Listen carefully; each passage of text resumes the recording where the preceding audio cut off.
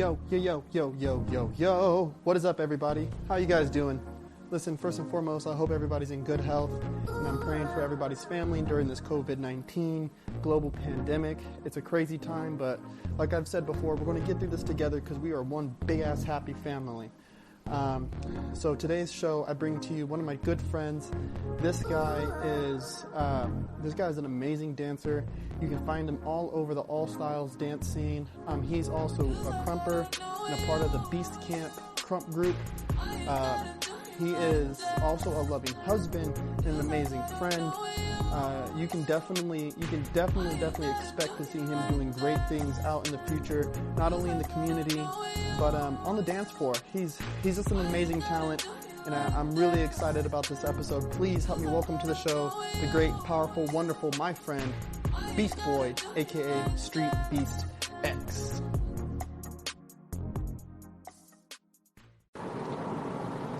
Yo, X, how you doing, brother? Yo, I'm chilling, bro. How are you? I'm doing good, man.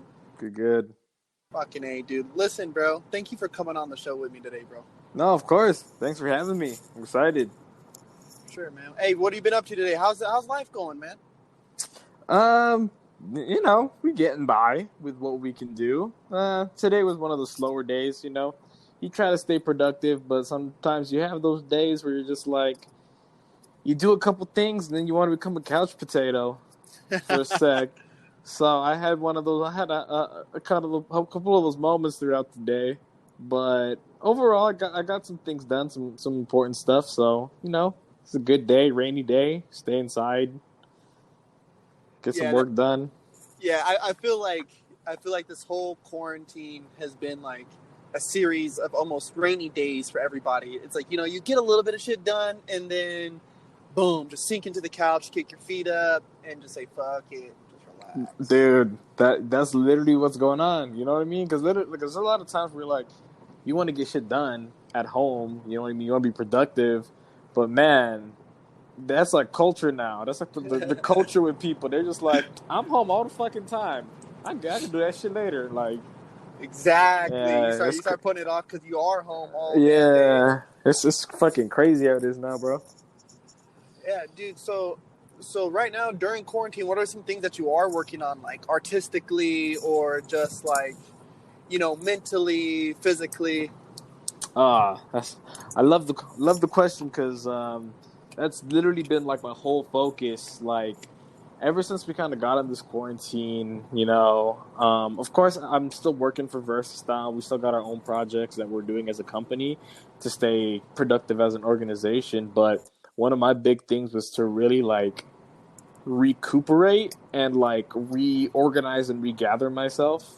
Because I was, going through a period of time, like the past couple of months, even before this happened, like throughout the year last year into like the beginning of this year, where I was just going through this, not knowing what I want.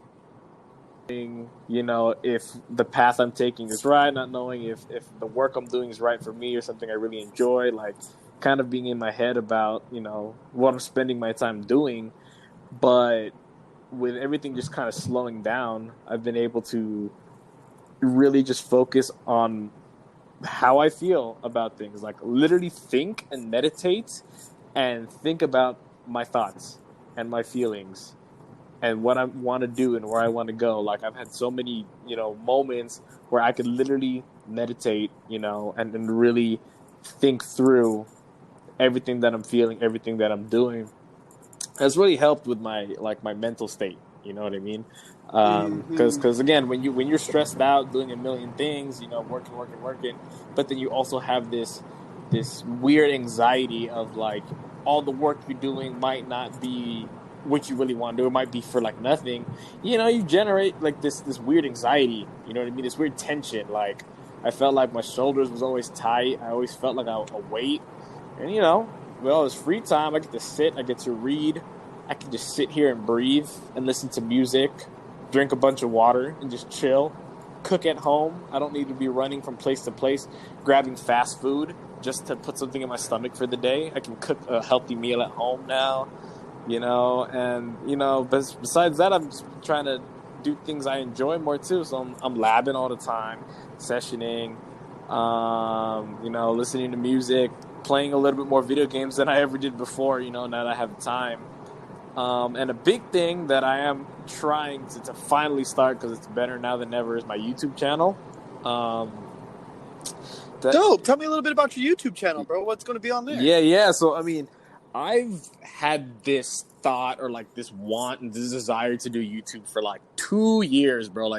2-3 years. And I just had, all these reasons and excuses of why I can't do it, why I shouldn't do it, this or that. And, at this point in time, I have no excuses. So I think I finally solidified that I do want to make a dance channel, a street dance channel, or a hip hop culture channel, but that comes very from a personal perspective of someone who's in the culture and doing the work and lives the work, or lives the culture. Because I feel that when you look up hip hop a lot, especially on YouTube or just on the internet, you find all the glitz, the glamour, the Hollywood, the music videos, the big name choreographers, all that type shit. But most of these folks, even if they have their own YouTube channel, they're just trying to promote their work. They're just always trying to promote, I taught at this class, this is my choreography, this, that, and that. No one actually sits there and talks about, what the fuck does a dancer do? Or what do street dancers think about? Or, what would a dancer do during quarantine? That's literally going to be, one of my videos. I was trying to work on it for my first video. It might be my first video that I release, hopefully in this month. Would be literally what we're talking about right now, what I've been doing as a dancer to get through quarantine and be productive. But, other ideas have been down to what type of shoes do street dancers use, or what type of sneakers, or where do street dancers find music, and all this kind of shit, just stuff around what it's like to be a street dancer, you know what I mean? And live that day to day. Yeah. Because again, I feel like there's a couple people who do channels that are similar, but not really like that. I know street dancers with YouTube channels, but they're mostly just doing vlogs where they're walking around talking about I went to the store today. There's other people who are their focus is dance, news, oh, this person's beefing with this person, or this person just went to jail, or some crazy shit. You know what I mean? There's some people who do that around the dance community. And then there's people who just talk about being in the studio, working in the industry, that type shit. But all the other things, daily shit, no one really talks about. So I was just kind of fuck it, let me be that person. At least just for me, it's my own project for fun. I'm also at a point where it's I'm not trying to start YouTube to become a YouTube star and make a bunch of money and live off YouTube checks. If it gets to that point, dope. But I'm not jumping in to this trying to live that way. It's just a project, Yeah, I feel like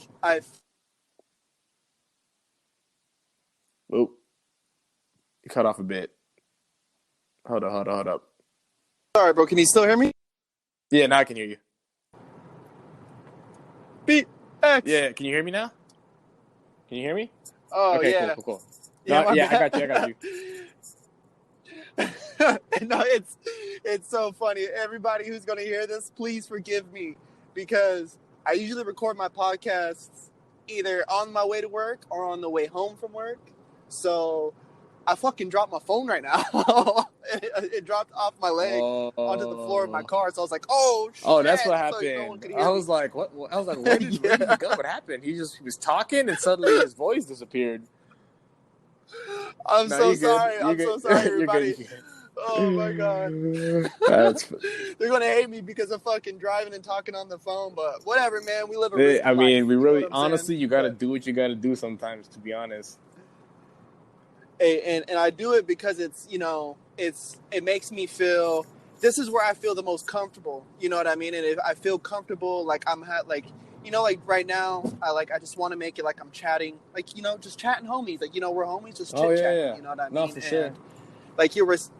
You were saying with your YouTube, man, I don't want to make a bunch of money off my podcast. If it happens, it happens. I want to do this because I just fucking talking shit with my homies. I like learning more about them, having a chance to I feel like we all got stories to tell, and I got Oh, questions to right, ask. You know right. what I mean? I love talking to Nah, people. You know what I mean? And understanding more. So I really get what yeah. you're saying about Yeah, that no, with your and YouTube I channel, appreciate brother. this podcast, and I love this podcast. This vibe is dope too, because again, people really a lot of the times just be doing shit like this to talk to the big stars and ask all the big, questions about, success and this and that, and not just talk to the homies like, damn, what's your life like? What's your day to day? Where you at? What's your headspace at? You know what I mean? So, glad you're doing this. Appreciate it. Yeah, man. And two, like I feel like you were saying, like I feel like we always get caught up in the big questions, oh, how did this battle feel? Oh, what's the Yeah, generic shit, the Walter Cronkite, right. and I don't No, want to no, I be got that, you. I mean, I want to, Exactly. but I do, we did the Beast Camp with the whole Beast Camp, Cali Beast Camp. And I got to kind of touch on it a little bit, bro. But I wanna pick your brain on it a little Okay. bit more, bro. And because it's so inspiring to me to hear that you found your other half. You know what I'm saying, in this life with your wife, bro. Yeah. And and I wanna know, you know what I mean. And if we're willing to go there, is what is it? What does it feel like to be at such a young age, bro? And to look at somebody across, from across from you and recognize that with them. Yeah, You yeah, know what I'm yeah. saying? Like, what is that like? Because social media and shit has a twisted version of what love can Oh, really right. be. Oh, You no, know of what I mean? course. Yeah. And social, before even social media, it started with movies and TV and Hollywood. And I mean, honestly, and I'm going to be completely real, even my wife, she had these thoughts, for a very long time, especially because I mean, I don't know if I mentioned this in the last time, but she's not from here. You know what I mean? She's from Mexico. She was born and raised in Mexico, and then she came here at a young age with her family. Escaping some family drama out there. I'm not, of course, I can't get too deep into it, but but she grew up in a culture, or at least seeing on TV, especially in the romantic dramas, of this lifestyle of the man who is pouring his heart out, super lovey-dovey with the words and the emotions and stuff like that. And me, I'm more of an action guy, you know what I mean? So there's periods of times where she was kind of like not feeling me on and off, and sometimes it happens now that where she's just like, I'm not serenading her enough. You know what I mean? And that's honestly, that's because of Hollywood and movies. Like, I do that. I do my part when I really am feeling it. I'll tell her, give her the compliments, tell her nice things, but I'm not outside of her bedroom lighting candles and throwing roses all around the floor, playing her favorite song every day. You know what I mean? Like that shit is in Hollywood, because it Yeah. doesn't work that way. Like, for me, what I saw, and I guess like what I fell in love with her, was not just like, oh, she's a pretty girl and this and that, and she's fun to talk, not to talk to, but like her drive, you know what I mean? Her direction, like she knew what her purpose was in life really at an early age, and she pursued it like full heartedly. Like, she didn't let anything stop her. And my wife's freaking smart as hell too. She's like a genius. Like, she's mathematical, statistical, like, she's a nurse, so you got to be smart as shit, to do that. Are you still here? Are you still hear me? Cut off a bit. Can you still hear me? Yeah, I can hear you. Okay, cool. Yeah, but so, I mean, I was really inspired by that drive at it. And even at a young age, we weren't thinking about it that deep, but we did enjoy that about each other. Like, we joined on we met each other on the dance team of my high school, because she was into dance too.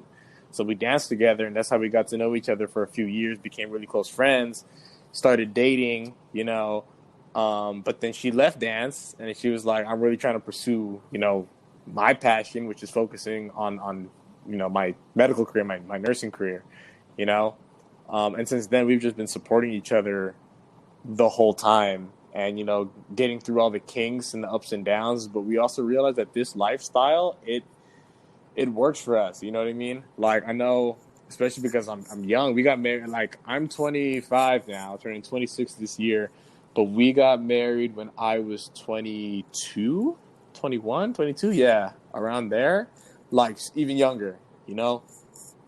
And to a lot of people, it was like, and we both get these comments still to this day, like, you guys didn't want to try anything else, you know what I mean? You guys have just had each other this whole time, and you just locked it down, you know? You guys don't want to be adventurous and explore and this and that. And I'm like, honestly, with a lot of things in life, once you know that you have what you want, you hold on to it. You know what I mean? And you can, you know what I mean? Like, once, even no matter how young you are, there will be a point and there'll be something that you feel so deeply in your heart that it's like, this is what I want to hold on to for the rest of my life. Like, that hits at different ages. You know what I mean? Me and her, we've been dating since I was 17. I'm 25 now. Now we're married. Maybe when I was 17, I didn't think like, oh, this is what I want to hold on to for the rest of my life. But damn near halfway through our relationship, we were both like, there's no one else. It's us. Like, I swear, like, we even had talks where it's like, you know, if you really wanted to try and have a sexual relationship, you know, we're not going to get divorced, but if you wanted to try and have a sexual relationship with someone else, just to see what it's like to be with someone else, like, we are kind of like, you know, we're not going to kill each other for it. Because at this point, we're so certain about each other and our life together that it's just like, honestly, if you have a moment, maybe something crazy happens, we don't see each other for a couple months, I get booked on a tour or whatever, and you're like, I just need a fuck. Like, if that hits you, okay, we are not going to destroy our relationship off that, off rip, because we're so, like, it's just us. We don't, and I don't even think it's gonna ever get to that point, because we've even talked about it. We're like, honestly, even if it got to that point, we couldn't do it. You know what I mean? Like, it's weird. Like, you just really can't see yourself with anybody else. Like, there's like a comfortability and a confidence there with each other. yeah, it's like, and you're confident about it too, because, you know, there's a lot of people who say that, especially when they're in love or they're in the the honeymoon phase. You know what I mean? Or it's all puppy love and lust. They're like, oh, I can't be without you. I just want you, and blah blah blah blah. And then that feeling, that strong emotion, that shit dies. Emotions are temporary. You know what I mean? Like, that shit goes away eventually, and what you're left with is reality. What you're left with is, who is this person if you take away all of the extras, all of the loud fluff, Hollywood love, puppy, you know, honeymoon phase type shit. Who is this person, and can you stay with them without that? You know, and once you've gotten to that point, if you feel like you can, that's like a good sign. Like, oh, this is the person to be with. Like, again, me and her can just sit in a room. She's on the other side of the room. I'm on the other side of the room. We're both doing our own thing in the space. You know, maybe walk past each other once or twice throughout the day if we're both home, give each other a kiss, and then keep on pushing and doing our own thing. Like, it doesn't have to be attached and at the hip and all this crazy, you know, super emotional shit that causes drama, honestly. Like, we're both independent people who want to be together. We don't need to. Like, none of us are in need of each other's companionship, which makes, like, the relationship work. It feels like a real, like, life partner. You know what I mean? Yeah, because I feel like that's one thing that some people aren't understanding, especially because dating a dancer is hard. I even said that last time we talked, was like, you know, the companionship is more than, you know, a need for their presence. You know what I mean? It's also like, you know, that scene from 300 when the wife, you know, she goes, you know, go Spartan. She tells him, leave Spartan. Yeah, you know, exactly. Leave with your shield or come back on it. You know what I mean? It's like, it's that type of thing, man. And so, like, so for me, you know, and I know you, bro, with Versastyles, like, you guys do a lot of fucking good work, man. And that's another thing I wanted to talk to you about too, is like, what is it like? What is its impact on you, or how do you see yourselves impacting the community, man? Because I see how much community work that you guys be doing, bro. And so for people who might not know, explain that a little bit more. Like, how does that make you feel, and what are you guys really pushing out there for everybody out in your guys' community? Right. Yeah. Well, I mean, to start with, a lot of folks who only see us or really focus on the street dance community, they think Versastyles a crew. You know what I mean? They think that we're a crew, and then we're also a company that gets booked for gigs and all that kind of stuff. But really, the street dance stuff is kind of like what inspires the work. But the work we do is focused on representing the culture in professional theaters for families. You know what I mean? And the other side of the culture is to go back into like the underprivileged communities and give the kids a creative outlet to keep them off the streets. Because honestly, like a lot of the members of Versastyle came from throughout the years. A lot of us came from those neighborhoods. You know what I mean? That weren't the best, whether it was drugs and violence and all that crazy shit, or it was just super under-resourced when it came to education and the arts, So we wanted to be those people who are making the point like, okay, I'm going to go into this school and I'm going to make sure this school has a dance class. And as part of my dance class, I'm going to make sure that all of the students who are in my class are maintaining a C average to be able to be in my class. You know what I mean? A lot of us are, some of us are, we're just trying to be that safe space, that outlet. And then there's all of us who are a lot more involved, or even like teachers during the school hours who are like, yeah, you need to pass my class, like, period. Like, I'm an actual school teacher now. Like myself, I was a homeroom teacher for like a good school, like a year, to a year and a half, I think it was.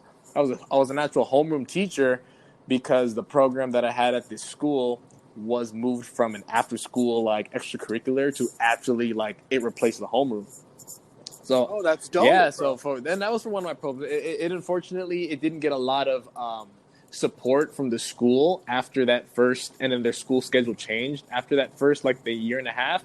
But for that year and a half, like students, the first class they would come to in the morning from coming to school on campus from home was my class, and we would be dancing in the morning, and they had to pass my class for them to have a homeroom grade. So we would talk about like, you need to be up on your A game, with your grade and just your attitude and the way you present yourself and the way you hold yourself in class, And I know some kids, took it to heart. Some kids paid attention. Some kids didn't. It's fine. What you really do is, we try to reach as many people as we can and hope that our work sticks with one of them. That's really the goal is we're only a small group of people, you know what I mean? So we can only reach as many people as we can, but the hopes is to just see if there's that one kid there who's just like, I remember that dance class, that dance teacher, that group, and they inspired me to do this, and the third. That's kind of what the goal is for us. Yo, what up, everybody? So during our recording, as you guys could tell, there was some technical difficulties happening during my interview with my boy Beastboi. We had to step away from the interview, come back the next day, but we kind of just took it. We just took it in stride. So please forgive me for the technical difficulties, but that's a part of the growing process. But here's part 2 of my conversation with Beastboi. I hope you guys are enjoying it. If you guys have a chance, please go on Instagram, follow me at Korps. That's KORPSX. Let me know what you guys think. Also follow my clothing brand. That's what sponsors this podcast, and that's what helps me, bring you guys this content. That Instagram is KORPSX Collection, so Korps Collection. That's on IG. I will be posting, questions on there about what you guys might want me to talk about, or some people you might want to see featured on there. So if you want your questions heard, or if you want to be the next person I interview, go do that right now. Again, here's my wonderful, talented, and amazing, powerful friend, Beastboi. Hey, X brother, can you hear me? Yeah, I can hear you now. Okay. Yeah, I think it might. Yeah, I think it's just this. The app, man, is going through its beta phase with this feature, and it's just giving Okay, me a hard time. cool, cool. Yeah, because I was getting some notifications saying like, oh, they don't have permission to access my microphone again, and then I said yes, and then it still was off, and I was like, all right, I'll get it. All right. Yeah, fucking. Well, I'm super glad though that we can at least try to work it out because, dude, the everything you were dropping last night was like super, like just super thoughtful. Like, you know what I mean? I think it's really good stuff for people to hear. Oh yeah, of course, for sure. Did you want to kind of maybe go over what we talked about last night, or are you gonna release that as a separate like? Well, I'm a join it. I'm gonna just make it one big thing. I'll end up chopping it up a Okay, little bit, sweet. and Okay, cool, cool. yeah, that one's gonna take some TLC on the editing part. Right. Uh-oh. But I do. One of the last things we were talking about though was like, uh, was your work with Versastyles, bro. Oh yeah, yeah, yeah. And For one sure. thing that I wanted to definitely touch on because my big thing that like I've been able to see from you, bro, is like how much love like radiates off of you, like in everything that you do and like your relationships with people. You know what I Thank mean? Um, so like, can you just like kind of explain, especially for because I understand because I'm a dance teacher and coach myself and all that, but like just kind of explain how does that make you feel, bro? Like what kind of dynamic you end up building between that student teacher relationship. Yeah. So for me, it's funny because for the longest time you just kind of, especially when you're learning dance, you just kind of want to be a dance teacher just to be able to be there and teach and share your work. But in the process, it does always get deeper than that because the longer you spend, especially with students who are in grade school age, early college and younger, and especially students who come from like really hard, rough neighborhoods, they can't help but to bring the dynamic of the issues that they're dealing with into the space. You know what I'm saying? Like, 100, yeah, 100,000%. you like all of the schools teach at in South LA. I don't teach. I'm not teaching right now at these schools. I passed on my programs to other people, other upcoming teachers, some younger folks that I trained up. I passed my programs on to them, so they're teaching at these spots. But I used to teach at like 3 or 4 different schools in South LA, all in South LA. And it's hard. It's definitely hard when you want to come in and just be like, I'm just gonna teach you guys how to dance. Let's all have fun. But then you go into space and you realize that these kids just can't drop everything that they're dealing with in their daily lives just to have fun.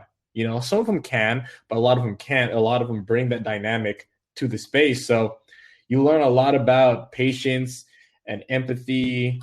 And it goes again, yeah, it goes beyond just being a dance teacher. You got to really show these kids love and support and understand where they're coming from and understand why they act or why they think the way they do. You know what I mean? And how that also translate to their art. Because one thing that a lot of people notice is usually the most passionate, dancers, artists, whatever, most of them come from the hardest backgrounds. You know what I mean? That's something that a lot of like it's very clear just in arts and entertainment in general. A lot of the most passionate, hardworking, innovative artists, also the ones who've gone through the most shit. So Yeah. a lot of these kids are already in that space. So I'm not only trying to be a safe space for them, but to be someone who they can talk to. You know what I mean? So like, because if they can't talk to their parents, their friends are in the same predicament as them. So their friends that can't really help them and give them any insight on anything else. All of the administrators and teachers at their school are either doing their own thing or they're dealing with 300 students at a time. So they can't really give them the time of day. So I'm always an advocate for open communication, where it's appropriate, obviously, especially when you're working with minors, but open communication and really let's sit down and talk about what's going on in our issues, and why we feel the way we feel. And that I realized coming at students like I'm a human being too, and not just like, oh, I'm your teacher, you listen to me, I have the authority. Like, I'm your friend and I'm a human being. That's how I approach all my classes and all my students. So, and I realized by doing that, it's so much, the students feel so much more comfortable opening up, and they feel more comfortable expressing themselves and being themselves. And again, that translates to their art. They're so much more expressive when they dance and when they move, because they're more comfortable being in that space.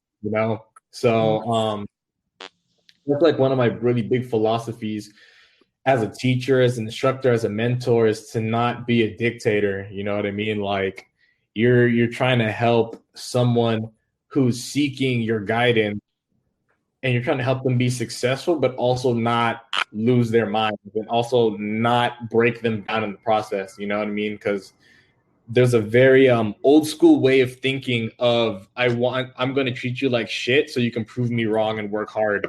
And that, there has been some success from a lot of people from that, but that always comes with repercussions of, you know, ill feelings towards their mentors, or like, now these people are successful in their work, but they're growing up with all these mental and emotional problems that are tearing them up, when behind closed doors, Yeah. because you were a super aggressive, dictator, like, fuck with their brain. Like, that's the opposite of how I'm trying to be. You know what I mean? So that's why I'm very much a person who's all about spreading love and positivity. And of course, I'm not no pushover. It's tough love for sure. Like, I've had many, many tough love moments with my students over the years. Had my moments yelling at them, and kind of they'll hear breaking my brain about stuff, but it's all out of love and wanting them to be better. You know what I mean? So yeah, that's kind of like my teaching philosophy, I guess.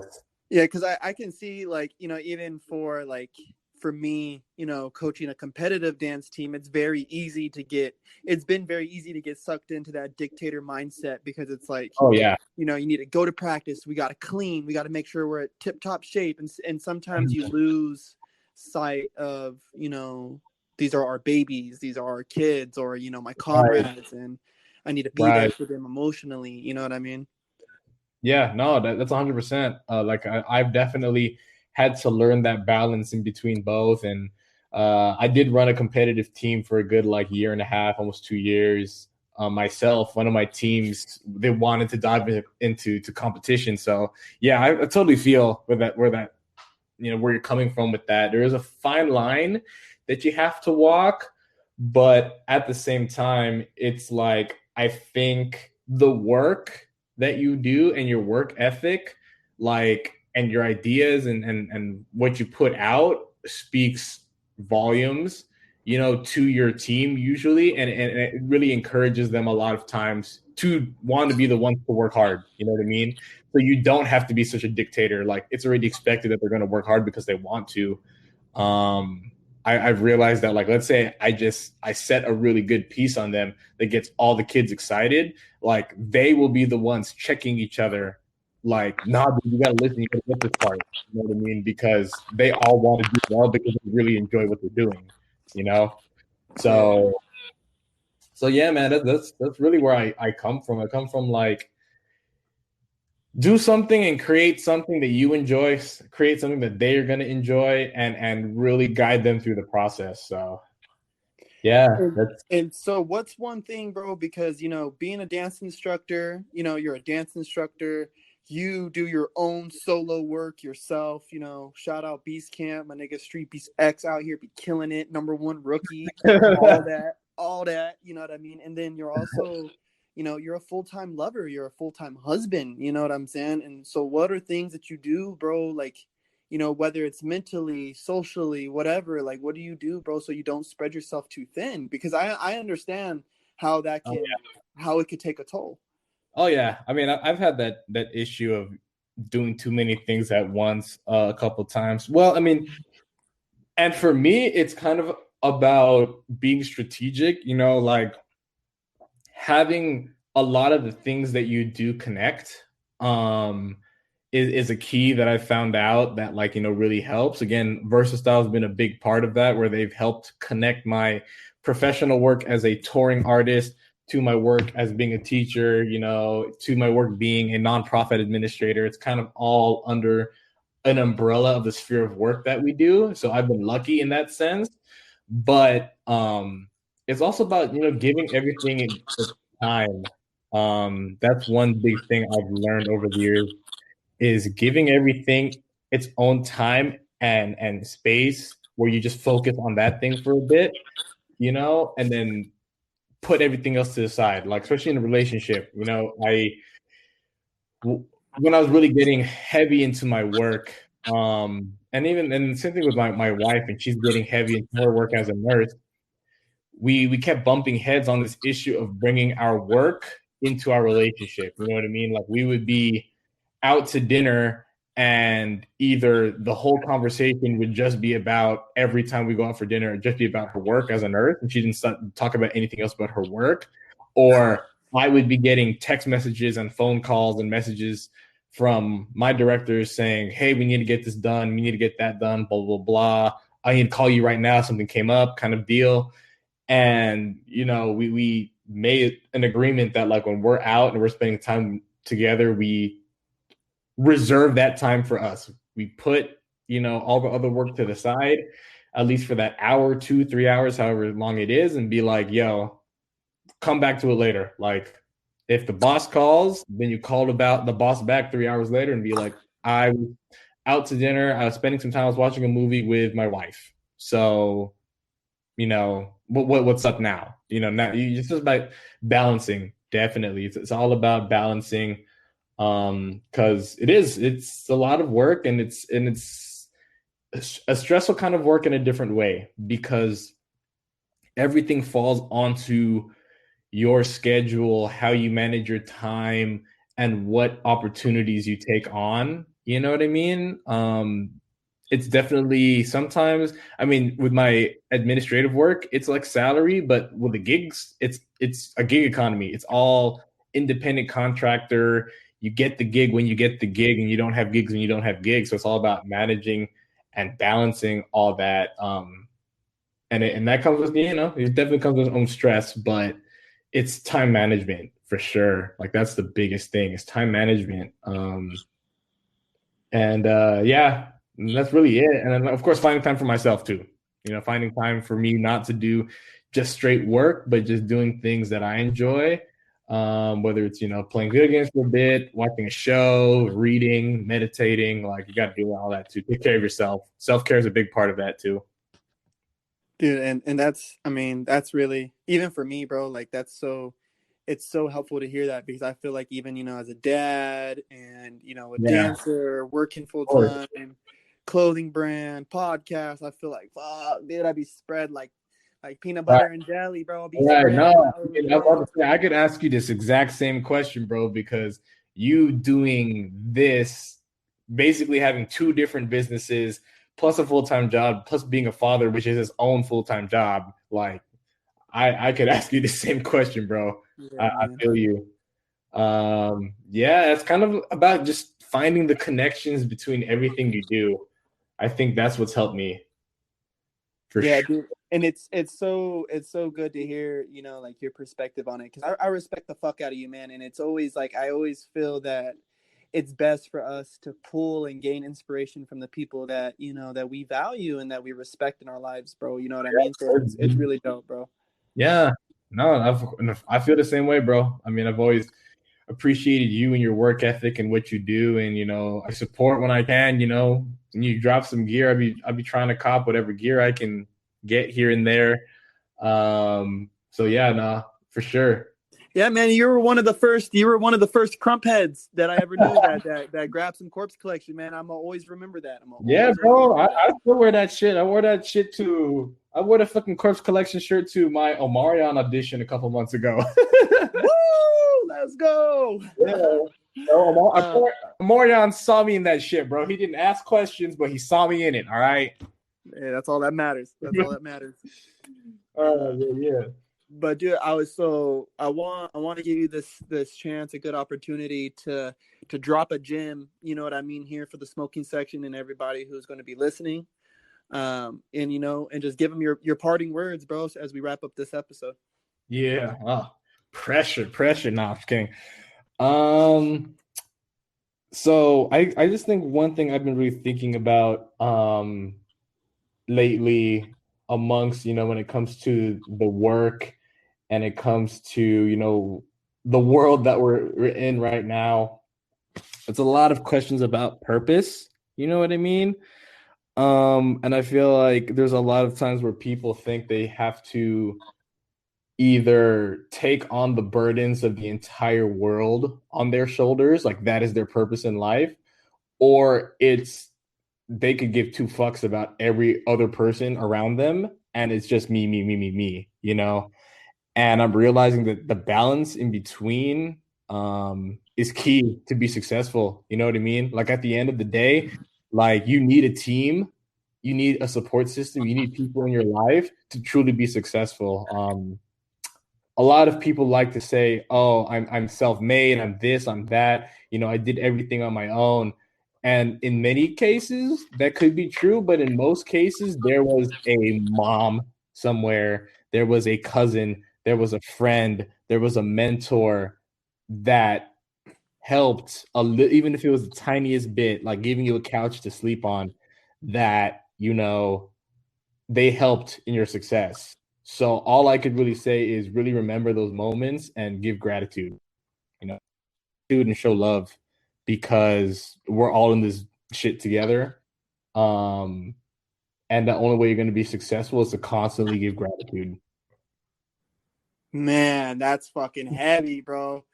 Damn. Well, my dude, Brandon, Streets X, My Slade. God. Y'all look him up. Versastyles, bro. Thank you for being on. We definitely got to do this again, dog. Oh, of course, bro. Anytime. Thank you for having me again. Thank you for us recouping after technical difficulties, but we got through it. Oh yeah, we gonna figure this out, baby, because we got time. It's coronavirus season. We have so much time, bro. So yeah, I feel you. All right, brother. Well, until next time, bro. I'll be hollering at you soon, and everybody else, stay motivated. Yep. Stay motivated. Stay blessed. All right, y'all. Ciao. All right, late.